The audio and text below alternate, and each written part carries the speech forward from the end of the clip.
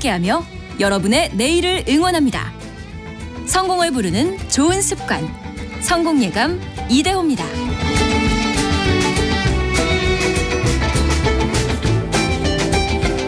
성공예감 이대호입니다.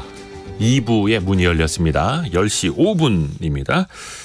자, 성공예감 이대호입니다. 항상 2부 시작은 경제상식 퀴즈 정답을 알려드리면서 시작을 하죠. 오늘 내드렸던 퀴즈는 정답은 아르바이트였습니다. 아르바이트. 이 명절을 앞두고 일부 조금 언론에서 이른바 꿀 알바라고 하는 별로 이렇게 힘들이지 않고 꽤 짭짤한 돈을 벌 수 있는 그 꿀 알바들이 모집이 되고 있다라는 뉴스들이 나오고 있는데요. 그런데 그건 경쟁률도 치열하고요. 내가 그게 될 리가 없고 사실 많은 분들이 거의 최저임금 받으면서 어렵게 아르바이트를 하고 계시는데요. 요즘에는 알바라고 두 자로 많이 줄여서 부르죠. 5글자 정답을 저희가 요구를 해드렸었습니다. 이게 어원이 독일어라고 하고요. 제가 아까 어원이 독일어라고 힌트를 드리니까 6883님이 구텐 모르겐이라고 5글자. 그리고 강인규님이 제시카 알바. 고맙습니다. 재밌게 해주셔서. 7751님은 이번 설에는 고향 안 가고 주차 알바하기로 했습니다. 오늘 방송도 잘 듣겠습니다. 보내주셨는데요. 아이고 추울 때 이 주차 알바 참 힘드실 텐데요. 화이팅 하십시오. 꼭 내복 껴 입으시길 바라겠고요. 0330님은 가정 형편이 그리 좋지 않아서 안 해본 알바가 없네요. 그중에서 제일 기억에 남는 건 여름철에 해수욕장에서 한 달 동안 치킨, 짜장면, 맥주 배달한 게 최고였네요. 라고 보내주셨고요. 8717님.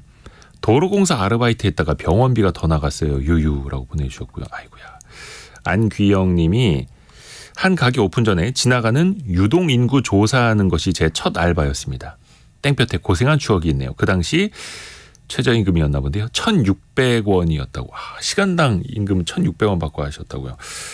누구에게나 이 아르바이트의 추억은 다 있는 것 같습니다. 또 그걸 통해서 조금이라도 성장을 한 여러분이 되었기를 바라고요.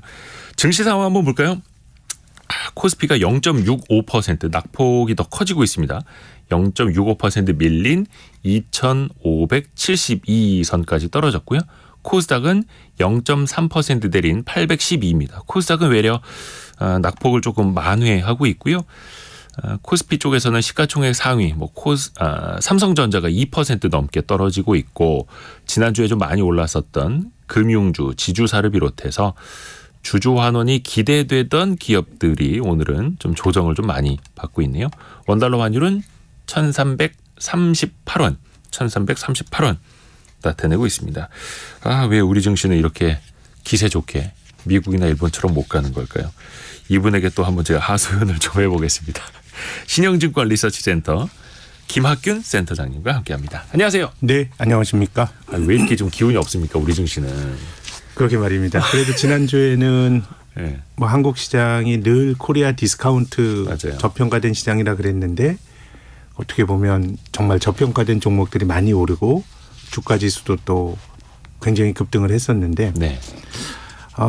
이제 투자라고 하는 게 여러 가지 잘 될 거냐 말 거냐 기대가 또 이렇다가 또 회의가 있거나 이런 것들이 반복이 되는데 지난 금요일이 기대가 아주 팽창되는 그런 날이었다. 그러면 오늘 또 걱정이 좀 많아지는 여러 가지 지금 어떻게 보면 정부 주도의 PBR이 낮은 기업들 좀 주가를 좀 올려야 되겠다라고 하는 정책들이 나오는 건데 이런 주식들이 길게 보면 한 3, 4년 정도 소외돼 있었던 주식들이거든요. 정말로 그 자산 가치 대비 저평가되어 있는 주가를 가진 회사들이요. 그렇습니다. 이제 그런 것들이 워낙 밀려 있다 보니 지난주에 반응은 했는데 시장이 꼭 그것 때문에 빠지는지라고 말하기는 어렵지만 제 생각에는 이게 계속 일단 잘 되기 위한 조건이 지금은 여러 가지 이제 정부가 중심이 돼 가지고 어떤 아이디어를 내놓는 거거든요. 네.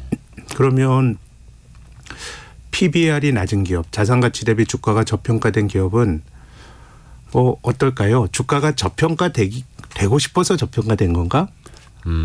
어떻게 보면 저평가 자체가 좀 이유가 있는 경우들도 있고 또 정부가 말한 정책에 대해서 기업이 안 하면 그러면 이렇게 처벌을 할 수 있는 방법이 있을까라고 생각해 보면 실은 그런 게 별로 없는 것 같고 네. 그래서 일단은 저는 PBR이 낮은 기업의 주가를 끌어올리고자 하는 거는 좀 나쁘게 말하면 약간은 좀 패배의식이랄까? 최상은 아닌 것이. 그러니까 일단은 PBR이 낮은 종목이 왜 그런가? 일반적으로 기업이 가지고 있는 자기 자본보다 시가총액이 낮으면 PBR 1배 미만이죠. 네. 우리나라에 그런 기업들이 많다는 거 아닙니까? 그러니까 그 기업 그냥 청산시켜서 돈을 나눠 가지면 더 많이 벌 수 있는데 네. 그 청산 가치만큼도 안 되는 주가를. 청산 가치라기보다는 순자산 가치. 장부 가치. 네, 장부 가치. 왜냐하면 이제 장부 가치대로 안 팔릴 수도 있으니까. 네. 이제 그렇다고 하더라도 예컨대 우리나라에서 PBR이 0.2배인 기업들도 꽤 되거든요. 그럼 이제 대표님 말씀하신 것처럼 지금 장부상이 1돼 있는데 예. 이게 1만큼 안 팔린다고 하더라도 그거보다 80%나 디스카운트 되는 너무 심한 거거든요. 예. 그러면 투자자들이 바보가 아닌데 왜 PBR이 낮게 형성이 돼 있냐. 이 기업이 자산을 주주들에게 귀속이 되는 자기 자본을 1만큼 갖고 있지만 이 자본을 더 이상 늘리기가 어려울 거다라고 하는 비관적인 전망이 투영돼 있는 경우에 PBR이 낮습니다. 네. 그러니까 장부상의 자산 가치보다 지금은 그런데 이 기업 활동한다고 하면서 여기서 증식이 더 안 일어날 거야. 뭐 적자를 보거나 혹은 자기 자본으로부터 증식이 되는 비율인 자기 자본 이익률이 너무 낮으면 PBR이 낮거든요. 그러니까 어떻게 보면 PBR이 낮다라고 하는 거는 시장에서 볼 때 우리가 코리아 디스카운트라고 말하지만 이 기업의 미래에 대한 걱정이 있는 거거든요. 그렇죠. 그러면 이제 이 기업들이 주주들에게 호응하는 방법은 야, 우리가 한번 이렇게 잘해볼게. 지금 낮지만 우리 자본의 효율성을 높이기 위해 잘해볼게라고 하는 비전을 말해주면은 좋은데 근데 뭐 기업들이 그런 비전이 있었으면 진작에 했겠죠. 그래서 이제 지금 저 PBR 종목은 근본적으로 주주 환원으로 귀결이 된다고 생각하는데요. 지금 일본에서 비슷한 정책을 했는데 이제 일본에서 주주 환원을 했던 건 이제 이런 거죠. 기업이 너희들의 능력과 자본을 증식하지 못하니까 차라리 주주들에게 돌려줘라. 그럼 주주들이 그 돈을 가지고 소비라든가 더 생산적인 기업에 투자를 하게 하는. 그러니까 어떻게 보면 무능력 PBR이 낮다는 거는 물론 이제 100% 그렇게 제가 말씀드리면은 좀 이제 불만인 기업도 있겠지만 대체로 PBR이 낮다는 거는 시장에서 자본을 효율적으로 증식시키지 못할 거다라고 하는 걱정이 있는 기업들이 PBR이 낮은 거거든요. 네. 그래서 돈을 돌려줘라. 너네가 증식을 못할 거면 그래서 소비라든가 더 생산적인 기업에 돈이 가도록 돌게 하자는 게 이제 일본이 했던 건데요. 그렇죠. 근데 제가 앞서서 지금 정부가 여러 가지 정책을 내놓는데 기업들이 안 따라가면 어떡할 거냐. 뭐 방법이 없어요. 그래서 이제 강제하기도 좀 그렇고요. 그럼요. 그거 뭐 또 주가가 어떻게 보면 기업 입장에서는 별로 대안이 없을 수도 있고 주가 끌어올리고 싶은데 시장에서 나의 능력에 대해서 너무 의심해서 이게 지금 주가가 낮게 형성이 돼 있는데 사실은 기업이 행동을 안 하게 되면은 뭐 딱히 페널티를 주기가 어려울 수도 있거든요. 네. 그래서 저는 일본에는 있고 한국에는 빠진 건 뭐냐면 일본에는 민간의 힘이 있어요. 민간의 힘이요? 예를 들어서 주주들이 정부는 PBR 낮은 기업에 대해서 뭐 여러 가지 보양 방안을 내놓으라고 얘기를 할 수 있지만 안 하더라도 정부가 개입할 수는 없어요. 민간 회사니까요. 그렇지만 주주들은 주주권 행사를 통해서 야, 우리에 좀 설명을 해줘라. 우리 주식 샀는데 이렇게 오르지도 못하고 저평가되어 있으니 너네가 우리에게 비전을 말해주든가 아니면 배량이라도 늘려라. 이건 주주의 정당한 권리거든요. 네. 그래서 저는 일본이 어떻게 보면 한국과 비슷한 아이디어를 가지고 낮은 PBR의 종목을 주가를 끌어올리라고 얘기를 하고 하는데 일본은 이거 시작한 지 이미 10년이 됐습니다. 2014년부터 이 일을 시작을 했고 그래서 일본이 이 일을 하는데 주주 행동주의를 불러들여서 지금 이런 식의 프로젝트를 하고 있다고 생각합니다. 오히려 민간의 힘으로 민간 자본의 힘으로. 네. 그러니까 사실 정부도 그 저평가 기업들을 압박을 하지만 한쪽 사이드만으로는 안 되고 정부와 민간 주주들이 함께 압박하도록이요. 함께 제 생각에는 정부가 큰 방향 뭐 어떤 제도적인 문제들 앞서서 제가 뭐 논란이 굉장히 많습니다마는 주가가 잘 못 올라가는 이유가 예컨대 한국의 상속세가 너무 좀 부담이 과중하니까 대주들 입장에서는 상속세 부담 때문에 주가가 올라가는 거에 대해서 인센티브를 가지지 못한다라는 평가도 할 수 있거든요. 뭐 그런 제도를 좀 어떻게 보면 이제 좀 개선도 하고 해야 되는데 근본적으로는 민간이 빠지면 하기가 좀 힘든데 우리나라가 과거에 비슷한 정책을 한번 쓴 적이 있었습니다. 2014년도에 당시 박근혜 정권에서 초과소득 환류세제라 그래서 네. 기업들은 돈을 잘 버는데 이게 뭔가 가계로 잘 전이가 안 되니까 그렇죠. 정부가 법을 만들었죠. 네. 일정 규모 이상의 그 이익을 내는 기업들이 일정 부분 이상을 이익 중에서 일정 부분 이상을 노동자들의 임금을 올려주든가 설비 투자하든가 주주들에게 배당을 하지 않으면 징벌적인 과세를 하는 거였습니다. 그럼 지금 이 정책은 우리가 박근혜 정권에서 썼던 이 정책은 지금 일본에서 나오고 지금 우리 기업 밸류 프로그램보다 훨씬 더 강도 높은 정책이에요. 네. 이렇게 안 하면 과세하겠다는 거였거든요. 네네. 그런데 몇 년 하다가 결국 잘 안 되거든요. 이걸 정부가 계속할 수는 없고 민간이 해야 되는데 우리 입장에서의 좀 이제 어려운 점은 뭐냐 하면 이게 주주 행동주의라고 하는 게요. 참 어떻게 보면 다른 사람들과 좀 낯을 불켜야 되는 일이거든요. 네. 대주주나 혹은 경영진과. 근데 우리나라가 어떻게 보면 어느 그 뭐 조사를 봤더니 네 사람만 건너면 다 어떻게든 연결이 되어 있다면서요. 네. 뭐 서로 다 알고 무슨 학교 출신 다 어떻게 보면 연줄로 구성이 되어 있는 그런 게 강한 사회이기 때문에 뭐 아주 냉정하게 자본시장의 논리로 주주행동주의를 하기가 힘든데 네. 근데 일본도 실은 그런 사회이거든요. 예. 근데 일본에서 이렇게 주주행동주의를 할 수 있었던 요인은 외국계 자본의 힘을 좀 아베 행정부 때부터 적극적으로 받아들였던 것 같습니다. 외국계 펀드요. 그러니까 일본의 이해관계가 없는 정말 순수하게 주주행동주의를 하는 외국계 펀드가 들어오게 되면 이게 뭐 대주주나 경영진과 자기들은 관계가 없잖아요. 네. 그러니까 외국계 펀드가 뭔가 판을 바꾸려는 시도가 있었고 근데 한국을 한번 좀 예를 들어볼까요? 만약에 예. 외국의 외국의 어떤 그 주주행동주의 펀드가 한국의 그 대기업을 공격을 하고 그러면 예, 우리나라 한국 사람들이 어떻게 보면 우리나라 대기업 예컨대 뭐 삼성이 안 되면 우리나라가 안 될 수도 있어 이런 걱정을 갖는 그런 국민들 입장에서 그렇죠. 외국계 펀드가 우리 기업을 공격한다 그럴 때 내셔널리즘이 발동할 수도 있다고 봅니다. 뭐 그렇죠. 예. 뭐 그럴 수 있다고 봅니다. 정서적으로는 특히. 그런데 일본도 사실은 그런 사회였는데 일본이 그런 어떤 외국계 자본을 받아들일 수 있었던 거는 저는 역설적으로 일본이 한번 제대로 망했기 때문이라고 봅니다. 아하. 왜냐하면 아베가 집권했던 게 2013년이죠. 2012년 12월부터 소위 아베노믹스란 걸 했는데 네. 전 아베의 모든 정책은 경제에 아주 힘들어서 시름시름 앓는 경제에 큰 주사바늘을 쿡 누른 일종의 몰핀 정책이었다고 봅니다. 네. 주주행동주의도 마찬가지고요. 그런데 이 일본 사람들이 그 자기들에게도 그 받아들이기 힘든 정서적으로 받아들이기 힘든 주주행동주의 이런 거를 받아들였던 거는 일본 사회가 1990년대 초부터 한 20년 동안 계속 경기가 나쁜 잃어버린 20년을 경험을 했고요. 네. 그렇게 20년을 겪다 보니까 일본 사람들이 2009년인가요? 정치적으로 큰 선택을 했습니다. 일본은 자민당이라고 하는 정권이 장기 집권했는데 정권을 한번 바꿔봤어요. 민주당으로. 네네네. 굉장히 파격이었죠. 그런데 민주당이 집권하고 나서 뭐 4년 동안 한 것도 없이 그들의 무능력만 보여주고 그냥 손을 들어버렸고 또 2011년 3월에 있었던 그들이 통제하기 어려웠지만 동일본 대지진이라고 하는 거는 정말 일본인들 입장에서는 야 뭔가 하늘도 우리를 도와주지 않는구나라는 생각을 했을 것 같아요. 네. 굉장히 실존적인 도전이 있었거든요. 그래서 아베가 이제 집권했을 때는 흔히 말하는 그 사회의 기득권이라든가 기존의 질서에 대한 힘이 굉장히 약해졌고 뭘 해도 수용이 될 수 있는 그런 환경 속에서 아베가 막 한 거예요. 그래서 저는 일본에서 주주행동주의가 활성화되고 그 결과가 주가가 올라가고 있다고 말씀을 드렸는데 그 대가도 있습니다.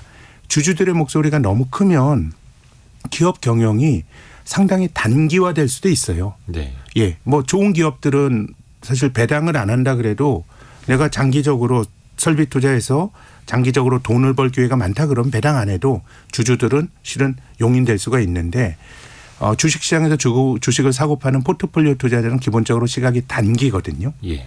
뭐 배당도 요구하고 자사주 사라 그러고 이런 식의 단기적인 과실을 요구할 수 있기 때문에 주주 자본주의에 휘둘리는 경제가 꼭 좋다 나쁘다 말할 수는 없어요. 저는 네. 단점도 있다고 보는데요. 네. 근데 일본은 어쨌든 부를 한번 돌리기 위해서 그런 불편함까지도 받아들인 거거든요.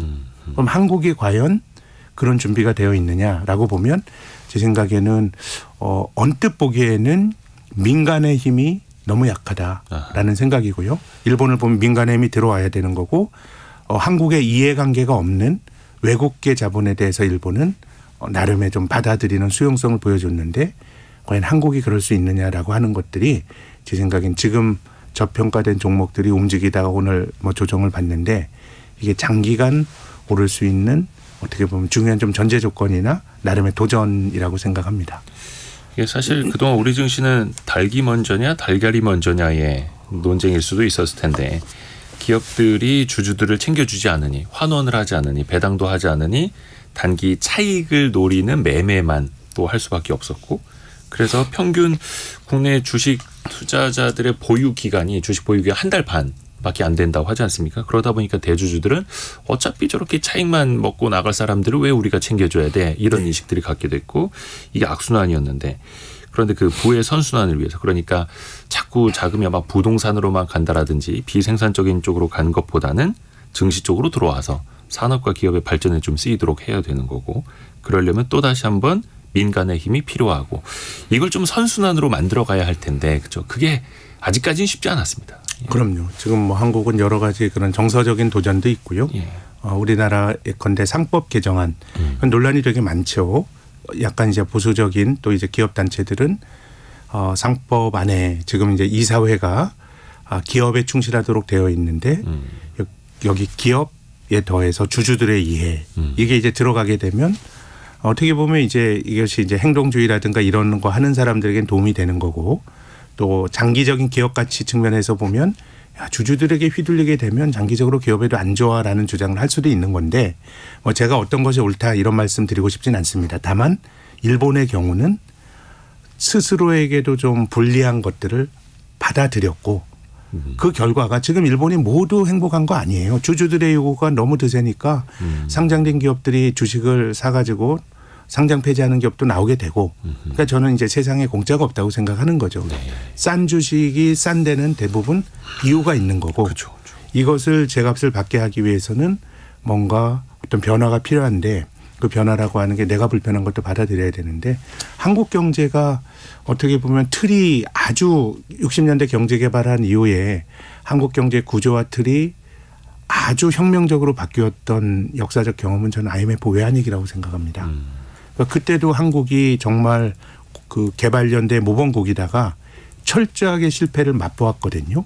그러다 보니까 여러 가지 개혁 이런 것들이 어떻게 보면 굉장히 수용도가 높았던 거예요. 네. 그렇게 본다 그러면 일본은 우리보다 더 큰 비용을 치르면서 이제 다른 길을 선택했던 것이고 10년 동안 그런 실험을 했던 거고 제 생각엔 다분히 일본에서 벌어지는 일들을 보면서 한국도 여러 가지 코리아 디스카운트 완화를 위한 대안들이 나오는데 저는 민간의 힘 우리에게 불편한 것들을 과연 감내할 수 있느냐 이런 것들이 이 프로젝트의 성공 여부와 관련해서 가장 중요하다고 생각합니다. 세상에 공짜는 없다. 그리고 또 어떻게 보면 위기 이후에 값지게 배우는 것도 있다라는 말씀이시고요. 어떻게 보면 이제 김학균 센터장님도 누누이 말씀해 주신 것처럼 그런 글로벌 금융위기나 외환위기도 아닌데도 대한민국이 1%대 성장을 보인 게 굉장히 거의 처음 있는 일이었고 네, 네. 그리고 또 세계 꼴찌 수준의 증시 밸류, 증시 가치, 주식 가치와 세계 꼴찌 수준의 주주 환원율. 네. 사실 이것만 놓고 보더라도 우리는 충분히 위기 아니겠습니까? 그래서 바꿔야 한다. 네. 또 그게 바뀌게 되면 상당히 또 큰 포텐셜이 또 있을 수 있는 그런 시장이기도 하고요. 그래서 어쨌든 저는 뭐라고 하더라도 지금 일본의 사례들을 관료들이 벤치마크를 하고 있는 것 같고요. 네. 그래서 좀 잘 스터디를 해야 된다고 봅니다. 그래서 그 가치만 제대로 받는 증시를 만들어 놔도 국민연금의 수익률이 달라지는 거고 우리 노후 자금들 그렇죠. 우리의 미래가 달라질 수 있다라는 뜻입니다. 물론 이제 그 과정에서 우리가 지난주, 지지난주에 봤던 것처럼 또 그 이른바 저 PBR이라고 하는 저평가 가치주라고 했던 것들이 막 단기간에 막 급등락을 하고 네. 이런 단기간에 어떤 좀 과열 그럼요. 혹은 변동성 국면은 또 시장이니까 그럼요. 나타날 수 있는 시장이니까 거겠죠. 있는 건데 다만 이제 저 PBR 종목에 대해서 한번 꼭 투자하시는데 고려하시란 말씀을 드리고 싶은 게 어쨌든 지금은 핵심은 주주 환원입니다. 네. 이제 주주 환원인데 PBR이 낮다 그래서 주주 환원을 못하는 회사들이 있어요. 예컨대 이제 순자산 가치가 주주환원하려고 그러면 뭔가 잉여금도 쌓여 있고 보유 현금이 있어야 되는데 그렇죠. 어떤 유통업체인데 이건 다 그 기업의 보유 자산이 다 그냥 각 요지에 있는 부동산으로 되어 있다. 묶여 있다. 네, 그럼 묶여 있는 거잖아요. 네. 그럼 PBR이 낮더라도 이것은 주주환원으로 돌아가기가 좀 힘들고요. 또 두 번째는 우리가 2021년 정도까지 금리가 낮고 아주 돈이 흔할 때, 네. 돈 구하기 흔할 때 많은 기업들이 M&A를 하면서 이제 사들이는 기업들을 장부 가치보다 더 많이 주고 막 흥청망청 쓴 기업들도 있어요. 근데 이제 내가 사들이는 기업의 순자산 가치보다 더 많이 지급하고 기업을 사게 되면 그게 이제 영업권이란 형태로 자산에 들어가거든요.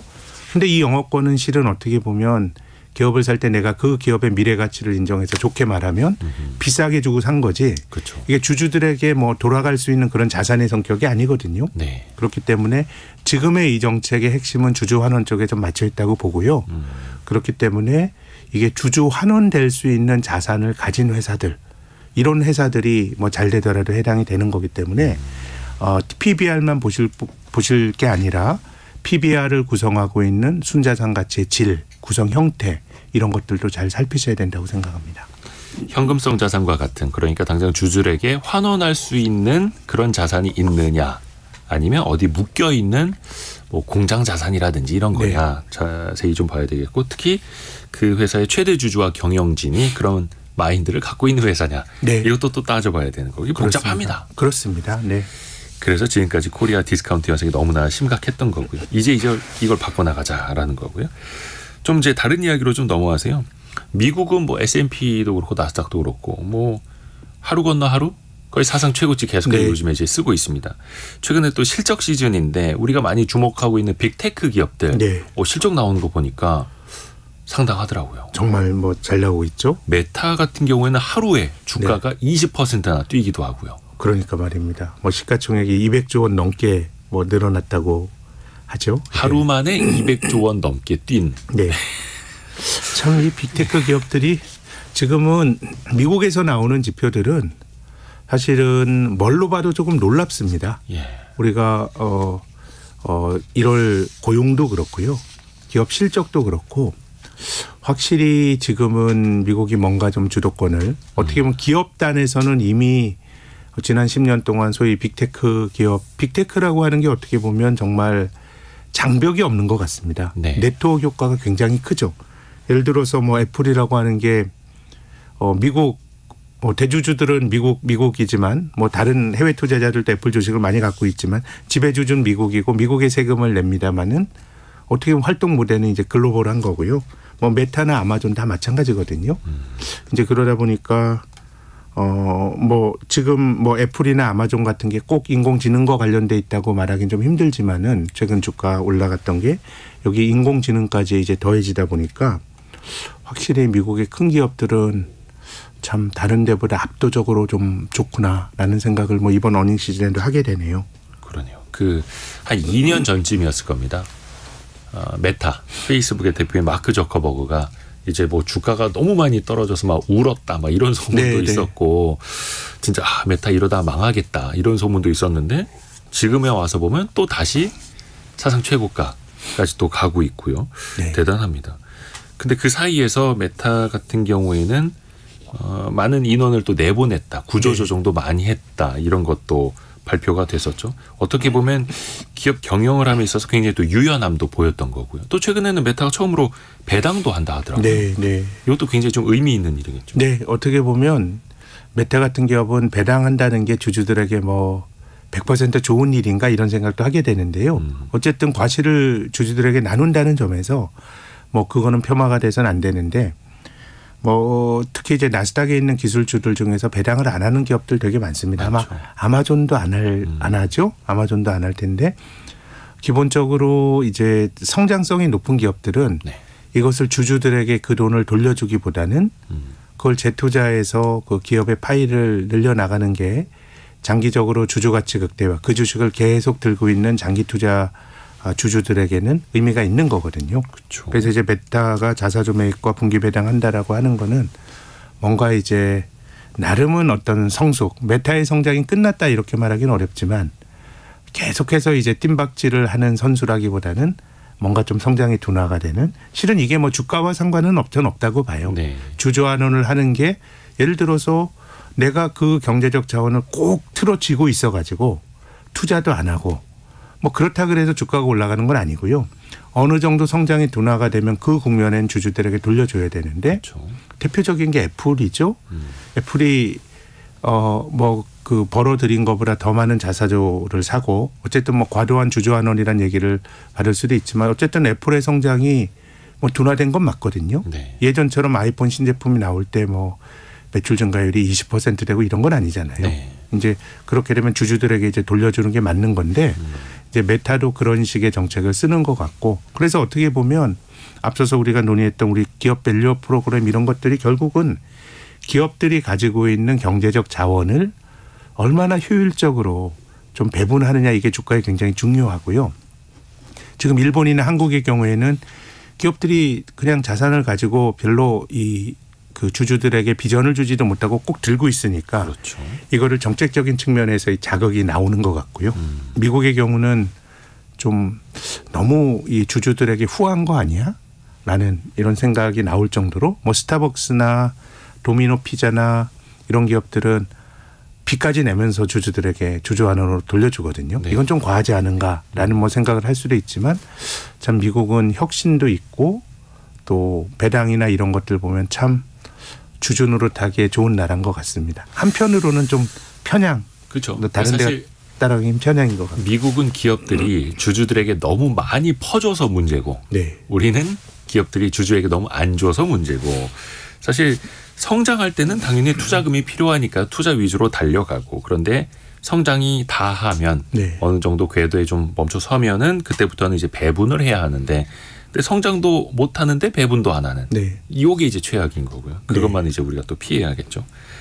또 미국 이야기 좀 이어가 보자면 매그니피센트 세븐이라고 해서 그 빅테크 기업들 7가지가 가장 이제 주목을 받는 기업들 아닙니까?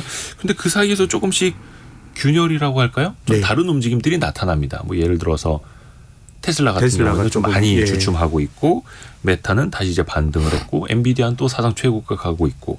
근데 그 핵심이 어떤 차이일까? 확실히 좀 AI의 영향이 있는 것 같습니다. 인공지능의 영향이요. 인공지능도 이것이 사람과 같이 사고를 하는 단계라기보다는 최근에 이슈가 많이 됐던 그 생성형 AI 네. 같은 경우는 기본적으로 데이터가 많을수록 유리하지 않습니까? 네네. 아주 과거에 많은 데이터를 연산을 해서 사람이 스토리텔링 하듯이 얘기해 주는 게 어떻게 보면 이제 인공지능인데요.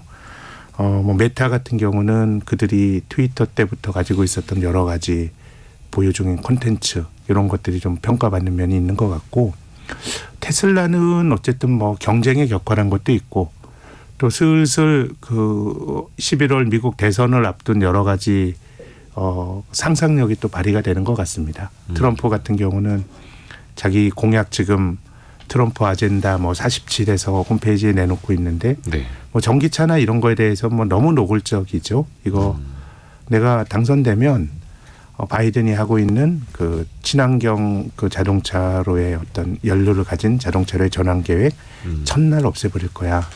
전기차 만든다고 하면서 네. 미국 자동차 노동자의 일자리가 11만 개 없어져 막 이렇게 얘기를 하고 있으니까 네. 뭐 경쟁의 격화도 있습니다만은 뭐 이런 정책 리스크도 테슬라에 좀 투영이 되는 것 같고, 올해는 전체적으로 보면 아무튼 엔비디아를 비롯해서 AI와 관련된 것들이 좀 기대가 많이 투영이 되는 것 같습니다. 주가에. 그렇죠. 지금 뭐 인플레이션 때문에라도 전기차 또 많이 안 팔리고 있고, 네. 뭐 충전 문제라든지 인프라 문제 여러 가지가 나오고 있는데, 미국에서는 어떤 트럼프에 대한 불확실성도 또 커진 상황이고, 네. 또 이게 또 우리 시장에서도 2차전지 관련주나 또 영향을 또 안 받을 수가 없지 않습니까? 네, 그렇습니다. 이게 또 다 같이 이제 몰아닥치고 있습니다. 그 미국 빅테크 기업들뿐만 아니라 우리에도 뭐 빅테크 기업이 있습니다. 대표적인 게 네이버, 카카오고. 네. 최근에 네이버 실적 나온 거 보니까 야, 그래도 꾸준히 네이버는 성장을 하더라고요. 네, 그렇습니다. 예. 근데 이제 이게 전체적으로 뭐 밸류에이션이 미국이나 한국이나 빅테크 기업들이 그 비싼 건 사실인데 결국은 이제 높은 고평가 어떻게 보면 미래에 대한 성장성으로 이걸 보여줘야 되는데 네. 이 빅테크라고 하는 게 어떻게 보면 네트워크 효과가 굉장히 크기 때문에 상대적으로 미국보다는 조금 점수를 덜 받는 것 같은데 아하. 근데 저는 뭐 늘 이 뭐 추세를 쫓아다니는 투자도 굉장히 저는 의미가 뭐 그것 또한 뭐 투자의 한 방법이지만 또 남들이 안 볼 때 또 기회가 있는 거니까 한국의 빅테크 기업들도 한번 좀 찬찬히 살펴야 될 그런 가격대까지 와 있다라고 생각합니다. 아하. 원체 많이 좀 한 2, 3년 동안 떨어졌었고 최근에 좀 반등을 하긴 했습니다만 연말부터는 다시 한번 주목을 좀 해볼 시점이기도 하고요. 아까 대표 말씀하신 것처럼 메타라는 기업도 한 2년 전에는 이게 뭐 아주 미국의 빅테크 기업군에서 좀 빠져나가는 듯한 맞습니다. 그런 느낌이었잖아요. 그때는 이제 메타를 빼놓고 얘기해야 된다 막 그랬었죠. 근데 이제 지금은 또 화려하게 부활을 하는 걸 보면 어쨌든 어떤 기대가 투영이 되었는데 주가가 또 많이 밀려 있는 종목들은 또 다른 측면에서 또 한번 잘 살펴볼 가치는 있다고 봅니다. 또 그걸 경영상으로 어떻게 이겨내느냐 네. 그 과정도 같이 지켜보셔야만 하는 거고요. 일단 지수가 특히 이제 코스피 코스닥 지수가 연초에 많이 안 좋다 보니까 염려가 드는 게 원달러 환율도 1,330원대에서 내려오질 않고 있고 그러면 이게 뭔가 좀 근본적인 문제가 있는 건가? 외국인 투자자들도 한국 증시를 부정적으로 보나라는 염려도 있거든요. 근데 최근에 외국인들 동향이 막 심상치 않거나 나쁘거나 그거는 아니죠. 예, 최근에 뭐 올 들어선 전체적으로 주식을 좀 샀고요. 예, 근데 뭐 제 생각에는 오늘은 좀 파는데 글로벌 전체적으로 보면 미국의 장기 국채 금리가 많이 떨어지면서 뭐 한국뿐만 아니라 대만이라든가 이런 쪽도 어쨌든 미국 시장 금리가 떨어지면 신흥국으로 돈이 들어오니까요. 뭐 그런 기대가 좀 있었고, 근데 이제 미국이 고용도 너무 강하고 하다 보니까 지난 주말에 미국 금리가 또 많이 뛰었죠. 많이 뛰었기 때문에 어쨌든 전반적인 외국인 매매는 미국의 장기 금리를 좀 체크하면서 봐야 될 것 같고요.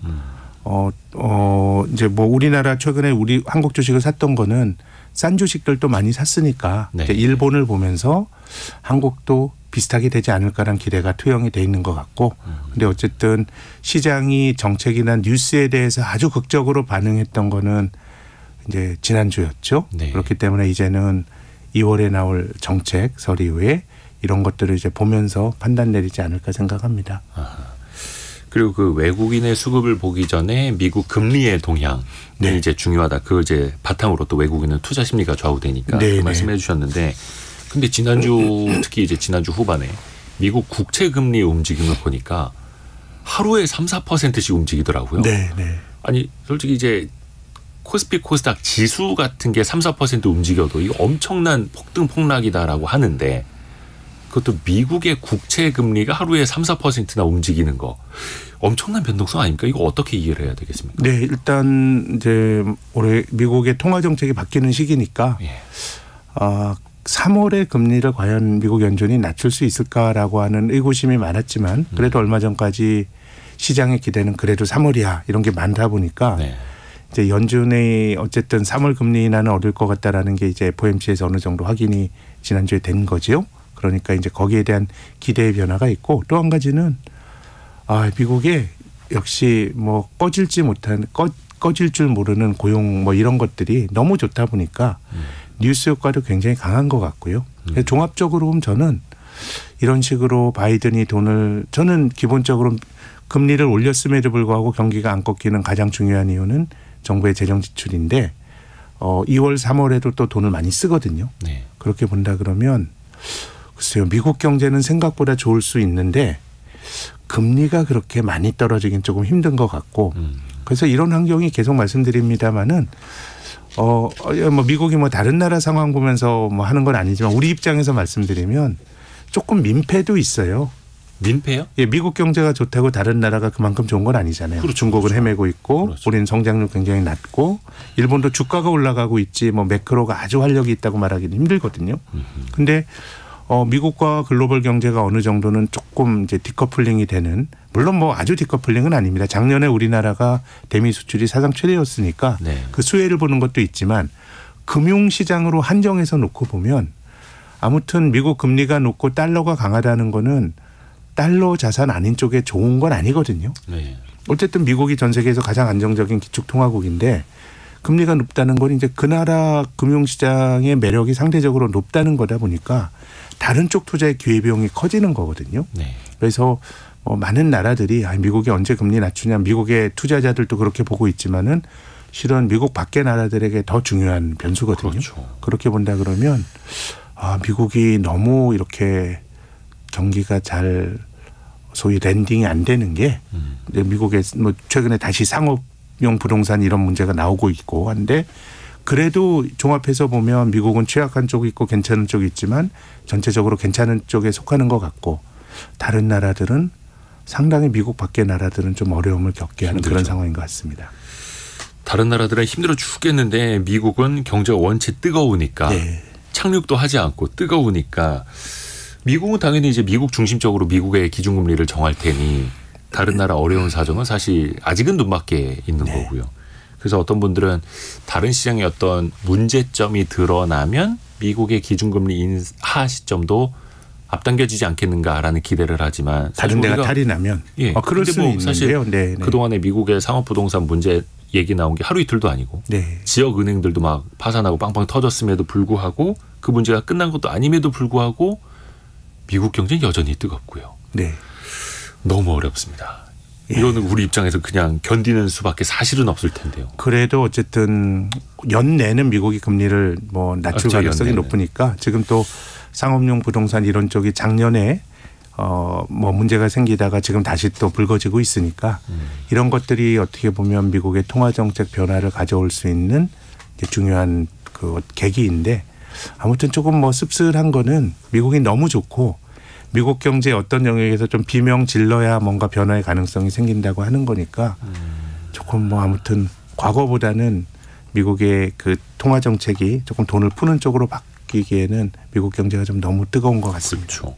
사실 그래서 그동안에는 한 23년도 중반쯤에는 내리지 않을까. 네. 그러다가 23년도 연내에는 내리지 않을까. 그러다가 24년도 초에는 내리지 않을까 하다가 네. 계속 미뤄지는 것 아닙니까? 근데 김학균 센터장님은 조금 더 조기 금리 인하는 좀 쉽지 않고 네. 조금 더 후일에 예를 들어서 24년도도 거의 2분기 후반쯤 가야 금리 인하가 가능할 것 이렇게 보시죠. 저는 그렇게 보고요. 또 네. 금리를 한번 낮추면 과거에 많이 낮추는 건 맞아요. 근데 이제 우리가 그 2000년대 들어서 2001년부터 2004년까지 미국이 금리를 낮추었고요. 그리고 2008년부터 또 9년까지 미국이 금리를 낮췄습니다. 그땐 금리를 5.25에서 1까지 갔고 금리가 거의 6.5에서 1까지 갔군요. 네. 5.25에서 제로까지 갔는데 그 두 번의 경우가 이제 그걸 보면서 미국이 금리를 낮추면 공격적으로 많이 낮출 거야. 관찰로 보면 맞는데요. 네. 그 두 시기 2001년과 2008년에 금리 처음 낮출 때 미국이 금리를 0.25%포인트 베이비 스텝한 게 아니고 한 번에 0.5%포인트 낮췄습니다. 그거는 굉장히 어려우니까 한 번에 그렇게 금리 낮추는 것도 실기를 해서 뒤늦게 낮춘 거거든요. 네. 근데 우리가 지금 가지고 있는 시나리오가 미국 경제의 하드랜딩 아주 경착륙을 염두에 두는 건 아니거든요. 그럼 그때 첫 금리 인하가 0.50%포인트는 파격이었고 굉장히 나쁘니까 그렇게 낮춘 건데 지금처럼 미국 경제가 비교적 강건하다라는 걸 인정하고 그 전제로 보면 그때처럼 미국 연준이 금리를 계속해서 꾸준히 많이 낮출 거다라고 하는 기대가 저는 좀 과하다라는 생각입니다. 그러니까 사실 시장 참여자들은 항상 그 기대감으로 앞서가게 되는데 약간 그런 앞서가려는 마음을 좀 누르고 현실을 직시해야 된다라는 말씀으로도 좀 풀이가 됩니다. 네, 저는 통화 정책에 대해서는 그렇습니다. 그래요. 그러면은 또 하나가 참 끝내기 전에 중동 쪽에서 네. 뭐라 해야 됩니까? 미국이 이제 친이란 세력 네. 쪽에 대한 좀 보복 공격도 단행을 하고 네. 중동 쪽 정세가 어떻게 좀 개선이 안 되고 있더라고요. 근데 국제 유가를 보면 3대 유가가 모두 다 네. 배럴당 $70대. 박스권이죠. 네. 굉장히 비교적 안정적인 것 아닙니까? 중도의 네. 중동 지역의 정세에 비하면. 그러니까 어떻게 보면 쉐일의 힘인 것 같습니다. 지금 미국에서 엄청 지금 판에 쉐일 생산량이 늘어나고 있거든요. 네. 그러니까 과거보다는 중동 정정 불안이 국제 유가에 미치는 영향은 미국이라고 하는 새로운 공급원이 생기면서 좀 많이 좀 약해진 것 같기는 합니다. 그리고 다른 이제 친환경 에너지원으로 또 정리도 많이 됐고요. 네네. 그렇습니다. 오늘도 이제 꼼꼼하게 신영증권의 리서치 센터 이끌고 있는 김학균 센터장과 증시 개미스쿨 함께했습니다. 오늘도 말씀 고맙습니다. 네, 감사합니다. 감사합니다. 라디오 정보센터에서 뉴스도 들어보시죠. 이재명 더불어민주당 대표가 다가오는 총선에서 준연동제의 취지를 살리는 통합형 비례정당을 준비하겠다고 밝혔습니다. 한동훈 국민의힘 비상대책위원장은 민주당에 이게 민주주의인지 묻고 싶다고 밝혔습니다. 미국 달러 강세 등 영향으로 외환 보유액이 석 달 만에 감소했습니다. 지난달 말 기준 외환 보유액은 4,157억 6천만 달러로 전달보다 43억 9천만 달러 감소했습니다.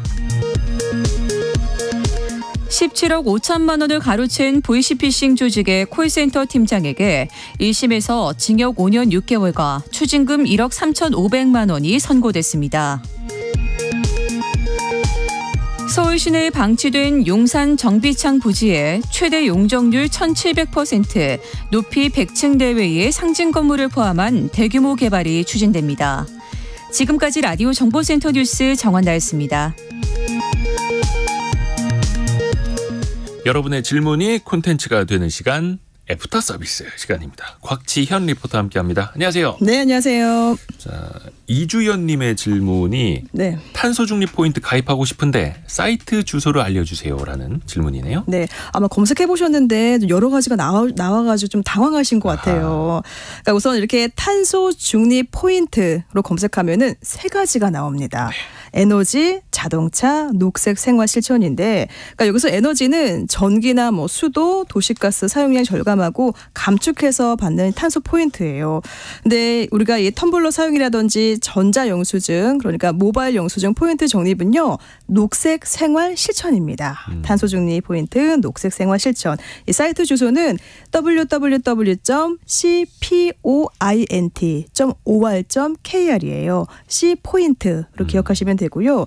그러니까 회원가입은 그 PC에서 홈페이지에서만 하실 수가 있습니다. 또 중요한 거는 이 스마트폰으로 앱으로 검색하면은 이 탄소 중립 포인트 제도와 관련해서 유사앱이 정말 많더라고요. 그러니까 유사앱 광고를 통한 또 피해 사례도 있는데, 이때 이 탄소 중립 포인트 제도는요, 공식 앱으로 배포하지 않으니까요. 혹시 앱 회원 가입하세요. 또 결제 유도하면은 이런 광고에 주의하시기 바랍니다. 그 녹색 창에 탄소 중립만 치니까 네. 바로 탄소 중립 실천 포인트라고 해서 자동 완성이 되네요. 많은 분들이 이렇게 검색을 하는 것 같습니다. 네. 그래서 cpoint.or.kr 탄소 중립 포인트 녹색 생활 실천 이 사이트입니다. 네. 이름이 너무 기네요. 네, 길죠. 자, 다음 질문은요. 네, 9431번님. 탄소 중립 포인트는 현금으로 들어오나요? 모아서 어디에 쓸 수 있나요? 하셨는데요. 네. 현금으로 받을 수가 있습니다. 그러니까 회원 가입하실 때 어떻게 적립할지 선택하시면 되고요. 내 통장으로 입금하거나 또는 신용카드로 포인트로 적립하거나 또는 네이버 페이로도 받을 수가 있습니다. 그러니까 현금으로 받아서 원하는 곳에 쓰시면 되고요. 이 포인트는 한 달에 한 번씩 모아서 매월 받을 수가 있고요. 이 포인트는 1년에 최대 7만 원까지 받을 수 있습니다. 요거는 우리가 일회용 컵을 받지 않고 커피숍에서 텀블러나 다회용 컵을 쓰거나 아니면 그 종이 영수증 받지 않고 전자 영수증을 받거나 자동차를 렌트할 때 친환경 차량을 렌트한다거나 이럴 때 모아 적게는 100원에서 몇백 원씩은 더 적립이 된다. 네. 이거죠. 실천해 보시면 더 좋을 것 같습니다. 네. 다음 질문은요. 네, 청취자 김은주님. 요양보호사는 야간 근무가 적용되나요? 라고 문자 보내셨습니다. 예, 적용이 되고요. 네. 요양보호사 역시 근로기준법상 밤 10시부터 다음날 오전 6시 사이에 일을 하면은 50%의 가산임금, 임금을 추가로 받는다. 라는 뜻이고요. 네. 또 만약에 방문 요양 서비스 하는 것도 있지 않습니까? 네. 찾아가는 서비스. 네. 요양보호사가 역시 밤 10시부터 6시 사이에 찾아간다면 역시 임금이 50%가 가산이 됩니다. 네.